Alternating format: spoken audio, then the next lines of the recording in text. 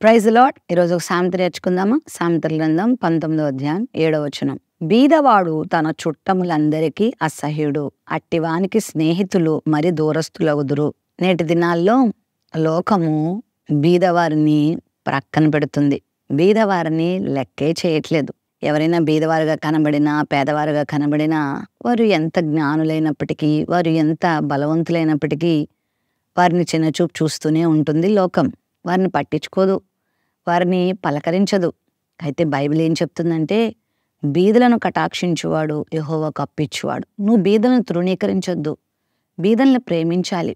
లోకం యొక్క విధానం బీదల్ని అసహించుకోవడము, తృణీకరించడం అయితే, నువ్వు నిజమైన దేవుని బిడ్డవైతే బీదల్ని ప్రేమించాలి. బీదలకు నువ్వు ఒక స్నేహితునిగా ఉండాలి, ఆదరణకర్తగా ఉండాలి.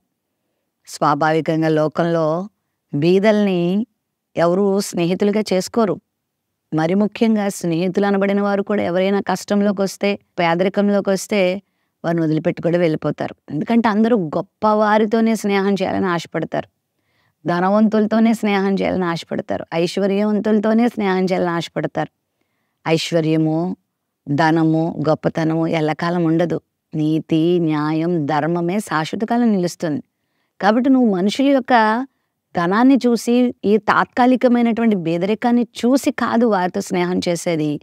వారిలో ఉన్న దైవత్వాన్ని చూడు. నిన్ను చేసినట్టే దేవుడు కూడా వారిని సృజించాడన్న విషయాన్ని గుర్తుపెట్టుకొని, మానవత్వాన్ని కలిగి, మంచితనాన్ని కలిగి ప్రతి ఒక్కరిని ప్రేమించడం నేర్చుకో. ప్రాముఖ్యంగా అవసరతలు ఉన్న వారిని, దీనులను, హీనులను, నీచులను అసహించుకోవద్దు. వారిని ప్రేమించు. తద్వారా నువ్వు కూడా ప్రేమించబడతావు.